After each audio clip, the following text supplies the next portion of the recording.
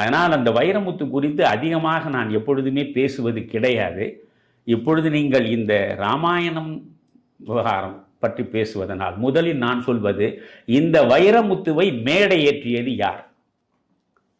கம்பன் விருது என்று ஒன்றை நீங்கள் கொடுக்கிறீர்களே, அந்த கம்பன் விருதை பெறுவதற்கு வைரமுத்துவுக்கு என்ன தகுதி இருக்கிறது? வைரமுத்துவே தன்னுடைய உரையில் சொல்கிறார், இங்கே அமர்ந்திருப்பவர்களைப் போல கம்பனில் நான் ஆய்ந்தவனும் இல்லை தோய்ந்தவனும் இல்லை. அவரை வாக்குமூலம் வழங்குகிறார்.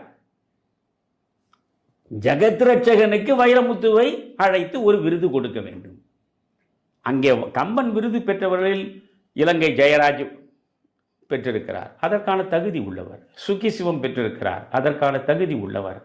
தே ஞானசுந்தரம் அற்புதமான மனிதர், அதற்கான முழு தகுதி உள்ளவர்.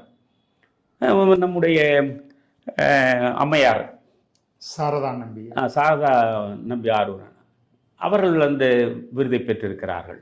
அங்கே அமர்ந்தவர்களை பற்றியெல்லாம் எனக்கு எந்த குறையும் இல்லை. ஆனால் திணிக்கப்பட்ட இந்த வைரமுத்து தான். கம்பன் விருது பெறுவதற்கு உங்களுக்கு என்ன அடிப்படை தகுதி இருக்கிறது?